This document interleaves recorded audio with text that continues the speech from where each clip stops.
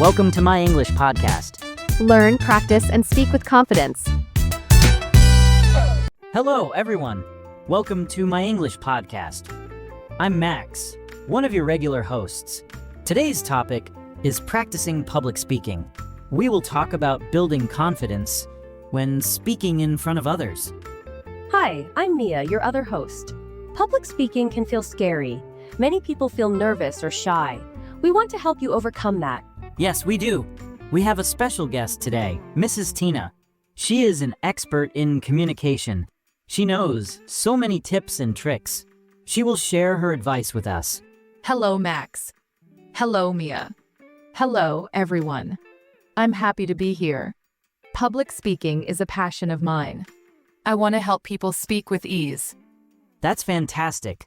We also have some fun English vocabulary in this episode. We'll introduce words like confidence, stage fright, and phrases like break a leg. Yes, we want to help you improve your English while talking about public speaking. So, we'll keep the conversation light and simple. We'll define any new phrases. We'll share short examples too. Exactly. We'll explain useful terms like hit the ground running, get the ball rolling, mindset, and more. These idioms can make your English sound more natural. Perfect. Let's outline this episode. First, we'll talk about why public speaking feels scary. Then, we'll discuss ways to handle stage fright. We will share personal stories and tips about preparation. Then, we'll chat about body language, voice control, eye contact, and dealing with mistakes. We'll also review some English words and expressions along the way. Finally, we will end with a summary and a call to action. We'll remind you about the vocabulary we learned. We'll give you simple steps to practice at home. Yes, so stick around. Let's begin this friendly conversation and help you speak with more confidence. Let's start at the root problem. Why do people feel so scared about speaking in front of others? I think it's because we feel everyone is watching us. We fear making mistakes in front of a crowd. We worry about judgment. That's very true. We also have a natural fight or flight response.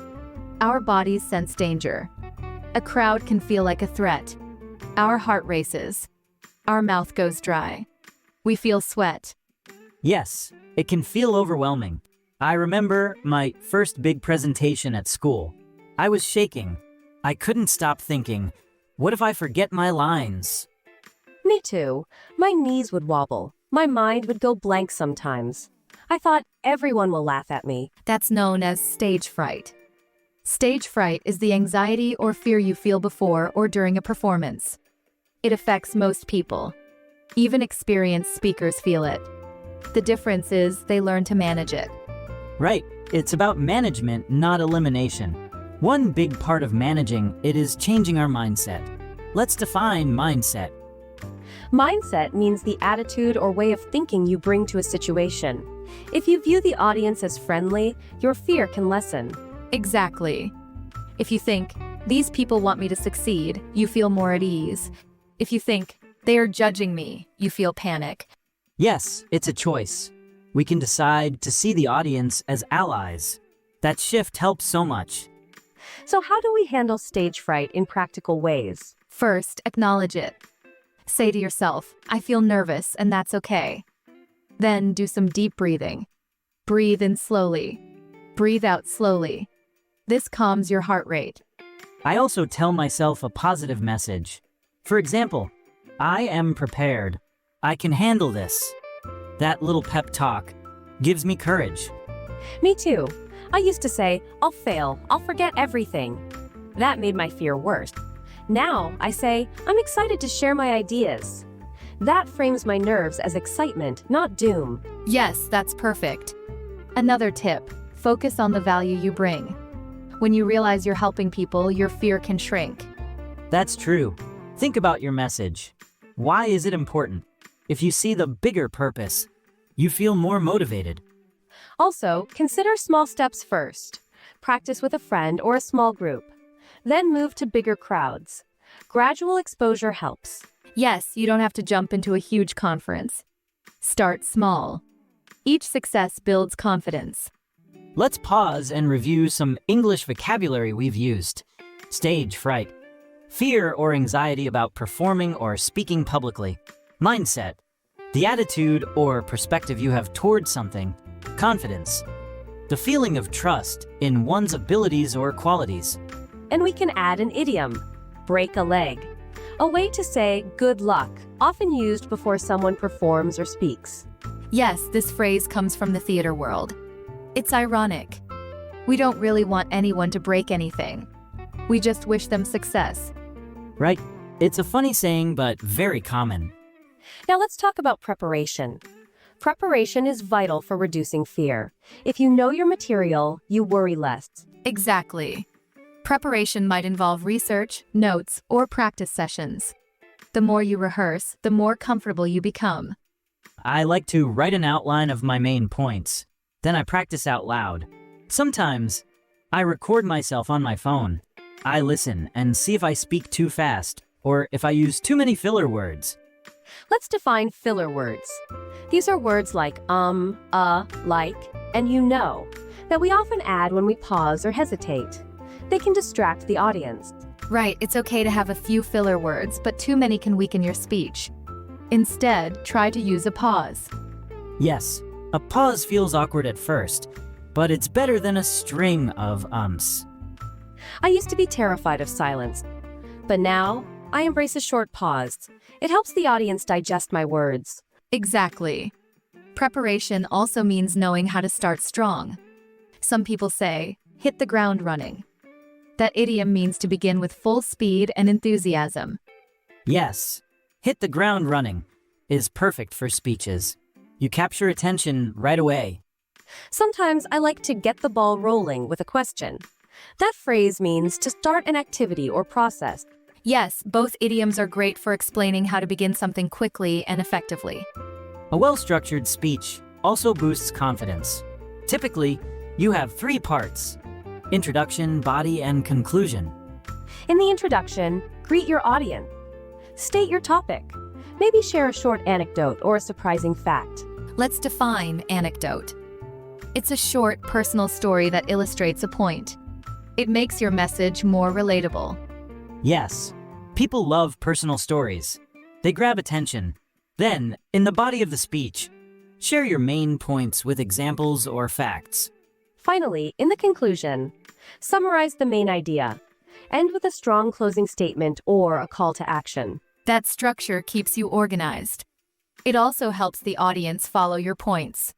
Yes, if you know your structure, you feel less worried about losing your place. Now let's talk about body language. It's not just about the words you say. It's also about how you stand, move, and look. Yes, posture matters. Stand up straight. Keep your shoulders relaxed. Face your audience. Try not to slouch. Eye contact is also crucial. Let's define eye contact. It's looking at your listener's eyes. It shows confidence and helps you connect with them. I used to stare at the floor, which made me look nervous. Now I gently shift my gaze among a few friendly faces. Yes, that's a good strategy. Also, smile when appropriate. A warm smile can put everyone at ease. And watch your hand gestures. Use them naturally. Don't flap your arms wildly, but don't keep them stiff by your sides. Yes, balance is key. Make sure your gestures support your words, not distract from them. Exactly. Also, speak at a comfortable pace. If you talk too fast, people can't keep up. If you talk too slow, people get bored. And vary your tone. Avoid sounding monotone. Let your voice reflect your excitement or seriousness as needed. Yes, a little change in volume or pitch can keep the audience engaged. What about anxiety right before stepping on stage? Any quick tips? I find that taking a slow, deep breath helps. I also do a quick shoulder roll or neck stretch. It releases tension. I sometimes visualize success. I close my eyes and imagine myself speaking clearly. I see the audience smiling. I feel more confident. That's a great idea. Also, remind yourself it's normal to feel butterflies in your stomach. That idiom means feeling nervous. But nerves can give you energy. Right, a bit of adrenaline can make you more alert. You just don't want it to overwhelm you. Yes, and if you stumble on a word, don't panic. Just correct yourself and move on. People usually don't mind small mistakes. Let's define stumble in speech. It means to hesitate or make a small error, like mispronouncing a word. We all stumble sometimes. Yes, being human is okay. The audience doesn't expect a robot. I want to share my own story. 1 year ago, I had to give a big presentation at work. I was so scared. I practiced for weeks. Then, on the actual day, the projector broke. Oh no, that sounds stressful. It was! I had slides prepared. Suddenly, I couldn't show them. But I stayed calm. I had an outline in my hand. I used that. I spoke more freely. Surprisingly, people loved it. They said my speech felt natural. That's a great example. You adapted to the situation. You didn't let the technical failure ruin it. Yes, exactly. Now, I'm less afraid of problems. I know I can handle surprises. I had a similar experience in college. I was giving a short talk about astronomy. Halfway through, I forgot a key term. My mind went blank. What did you do? I paused. I took a breath. Then I said, "Let me rephrase that." I explained the concept in simpler words. Later, I remembered the actual term, but by then, it didn't matter. That's fantastic. You improvised. You kept your composure. Yes, I realized the audience didn't care that I forgot one word. They cared about understanding my message. Let's pause and recap more vocabulary. Filler words. Like, etc. Pause. A short silence that can replace filler words. Eye contact. Looking at the audience's eyes to connect with them. Anecdote. A short personal story used to illustrate a point. Stumble. To slip or make a small mistake in speech. And more idioms. Hit the ground running, to start something quickly and effectively. Get the ball rolling, to begin an activity or project. Break a leg, a way to say good luck. Butterflies in your stomach, feeling nervous or anxious. Yes, those are great. Keep them in mind. They can color your English conversations. Sometimes after a speech you have a cue and amp. A session. That can feel stressful too. Any advice, Mrs. Tina? Listen to the question carefully. Don't rush to answer. Take a moment to think. If you don't know the answer, be honest. You can say, "That's a great question. I'll look into it and get back to you." Yes, honesty is better than guessing. Also, keep your tone friendly. Don't get defensive if someone challenges you. Right, remain calm. Show respect. If a question is off topic, politely steer it back. Exactly. And always thank the person for their question. That shows appreciation and keeps the mood positive. Let's talk about feedback. Some people avoid feedback because they fear criticism. But feedback is crucial to grow. Yes, I used to hate hearing critiques. But then I realized feedback helps me see my blind spots. That's right. A friend or mentor can point out if you speak too fast or use too many filler words. You might not notice yourself. Exactly. I recommend recording your speech or asking someone you trust to watch. Then, ask for honest feedback. Yes, focus on constructive comments. Constructive feedback is helpful. It tells you what you did well and what you can improve. And keep practicing. Public speaking is like any skill. The more you do it, the more confidence you gain. What if English isn't my first language? Does that make public speaking harder? It can, because you might worry about grammar, pronunciation, and vocabulary. But don't let that stop you. Yes, clarity matters more than perfection. If people can understand you, that's enough. An accent is not a bad thing. I agree. Also, practice keywords in advance. If there's a tricky term, learn how to say it properly. Look up the pronunciation. Exactly. Keep your sentences short. Avoid very complex phrases. That reduces the chance of confusion. And if you make a small grammar mistake, just correct it if needed or move on. Most audiences won't mind. Yes, they will likely admire your effort. Many people understand how challenging it is to speak publicly in another language.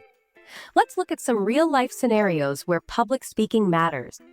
It's not just about a big stage. Yes, it can be a work meeting. Maybe you need to present a project update to your team. Or a toast at a wedding or birthday party. That's also public speaking. Even a job interview can feel like public speaking. You are presenting yourself. True. In all these cases, the same principles apply. Prepare, practice, handle nerves, and focus on clarity. Yes, it's all connected. Once you learn these skills, you can use them anywhere. What are some common mistakes people make when speaking in public? Talking too fast is a big one. When nervous, we speed up. Then listeners get lost. Yes, or the opposite, talking in a dull, monotone voice. People lose interest quickly. Relying too heavily on slides can also be a pitfall. If the slides fail, you feel stuck. True. Also, ignoring the audience's reactions is a mistake. If they look confused, clarify. If they seem bored, add energy. Yes, adapt to their feedback in real time. A speech is a shared experience. Let's introduce some extra English tips. For instance, phrasal verbs can spice up your speech. Yes, like bring up to mention, point out to show or highlight, or wrap up to conclude. That's good. Also, try to use transition phrases. Next, also, in addition, on the other hand. These help organize your thoughts. Yes, transitions guide the listener. They show that you're moving from one idea to another. Keep the language simple and concise. Your goal is to be understood, not to show off big words. Yes, clarity first. Big words can confuse people if they're not used correctly. Storytelling is powerful in public speaking. Even a short anecdote can make your talk memorable. Yes, people remember stories more than raw data. A personal tale can touch emotions. I once shared a story about my fear of darkness in a speech about courage. People still mention it. They say, "I felt your emotions. I understood your point." That's amazing. Stories create a bond between speaker and audience. Yes, just keep them short and relevant. Don't drift too far from your main topic. Right. Each anecdote should support your message. What about clothing? Does it affect confidence? Absolutely. Wear something comfortable but appropriate for the setting. If you feel good in your outfit, you project confidence. Yes, if your shoes pinch your feet, you'll be distracted. If your clothes are too tight, you'll be uncomfortable. Or if you're too casual for a formal event, you might feel out of place. That can add stress. Exactly. Dress to match the occasion. Then forget about it and focus on your words. We also can warm up our voice before speaking, right? Yes, definitely. Simple exercises help. Humming, lip trills, or gentle scales can loosen your vocal cords. I sometimes say tongue twisters, like red leather, yellow leather. It warms up my mouth muscles. Good idea. Also, hydration is key. Sip water, but don't drink too much right before. You don't want to run to the bathroom mid-speech. Yes, balance is everything. Let's touch on cultural differences. In some cultures, direct eye contact might be seen as too bold. True. And in some places, big hand gestures might appear rude or aggressive. So it's good to research the cultural norms if you speak in another country. Adapt to their style. Yes, show respect for local customs. That helps your audience feel comfortable. Let's do a quick review of our key points. Stage fright is normal. Acknowledge it and use techniques like deep breathing. Mindset shift is crucial. See the audience as friendly. Preparation is key. Practice with outlines. Avoid too many filler words. Use a clear structure. Intro, body, conclusion. Body language matters. Stand confidently. Use eye contact. And smile naturally. Pace and tone should be well managed. Avoid speaking too fast or too flat. Be ready to adapt to unexpected problems. Use feedback to improve. If English isn't your first language, focus on clarity, practice pronunciation, and keep sentences short. Storytelling can make your speech more memorable. Yes, that's a great summary. We also covered vocabulary. Confidence, stumble, filler words, pause, anecdote, mindset, stage fright, and idioms. Break a leg, hit the ground running, get the ball rolling, butterflies in your stomach. Yes, we covered a lot. Let's continue with a few more tips before we wrap up. Sometimes we get negative feedback. How do we handle that? First, separate constructive from unhelpful criticism. Constructive feedback points to improvement. Unhelpful feedback is just mean or vague. Yes. Don't let mean comments break your spirit. Focus on what you can learn. I once had someone say, "Your talk was boring." I asked politely, "What part felt boring to you?" They admitted they just prefer a different style. It wasn't personal. That's a good approach. Clarify what they mean. Sometimes you realize it's just personal preference. Let's also talk about setting realistic goals. Don't aim for a perfect speech right away. Aim for progress. Yes, maybe your first goal is just to stand without trembling, or to speak for 2 minutes without reading from notes. Exactly. Celebrate small wins. Each time you speak, you get better. I used to want to be like those famous TED speakers instantly. That was unrealistic. Now, I focus on small improvements each time. Yes, incremental progress leads to big changes over time. Also, be authentic. Don't try to sound like someone else. Speak in a way that feels natural to you. Yes, your unique style can make you stand out. If you're naturally humorous, inject a little humor. If you're calm and serious, that's fine too. Exactly. Authenticity builds trust with your audience. What about using notes on stage? Some people memorize everything. Others read from a script. I prefer bullet points on small cards. I glance at them if I forget something. Yes, bullet points are helpful. They guide you but don't trap you. Reading a full script can sound monotone. Right, memorizing can be risky. If you lose your place, you can panic. Bullet points give you freedom. Sometimes we use slides or visuals. Any advice on that? Keep them simple. Too much text can bore people. Use images or short keywords. Let your voice carry the message. Yes, slides should support you, not distract. Also, always have a backup plan in case the projector fails. True. My story about the broken projector proved that. It happens. If you want to improve your English alongside public speaking, try practicing short talks in English daily. Yes, record yourself for 2 minutes on any topic. Listen back and note any errors or unclear parts. You can also try reading articles aloud. Focus on pronunciation and pacing. Exactly. Build your vocabulary by learning a few new words each day. Then, incorporate them into short speeches. Yes, that helps you remember them. Speaking them out loud in context is powerful. I think we've covered so much today. Let's move toward our conclusion. Yes, let's summarize the main takeaways about practicing public speaking. Acknowledge fear, but learn to manage it with deep breathing and positive self-talk. Prepare thoroughly, create outlines, practice aloud, and know your material. Use good body language, stand tall, maintain eye contact, and smile naturally. Vary your tone and pace to keep the audience engaged. Learn to adapt to unexpected problems. Be authentic. Don't try to copy someone else's style. Embrace feedback and keep practicing. Yes, and for English language tips, speak clearly and concisely. Watch out for filler words. Use a pause instead of, Learn key vocabulary and idioms relevant to your topic. Don't fear your accent. Focus on clarity. We also shared idioms like break a leg, hit the ground running, get the ball rolling, and butterflies in your stomach. Try them in casual conversations. They add flavor to your English. Yes, absolutely. All these steps can help you build confidence in both public speaking and English. Now, let's wrap up this episode of My English Podcast. We hope you feel inspired to practice speaking in front of others.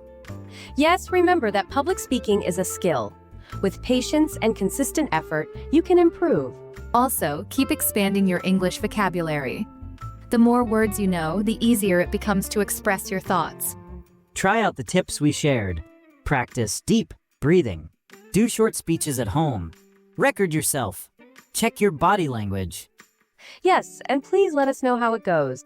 We love hearing your progress stories. Now for our call to action. If you enjoyed this episode, like it, subscribe to our podcast, and comment with any questions or experiences. Your feedback means a lot to us. It helps us create better content. It also inspires us to keep going. Yes, we read every comment. We appreciate your support and your time. Thank you for joining us. Keep practicing your public speaking skills. Keep learning new English words. You will see results if you stay consistent. We're so glad you spent this time with us. We hope you found it helpful and encouraging. We'll be back with more fun and useful topics. Until then, remember, you have a voice. Share it with confidence.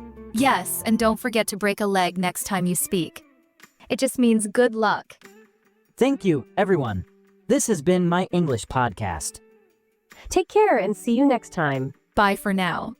Stay confident, stay motivated, and keep. Welcome to my English podcast. Learn, practice, and speak with confidence.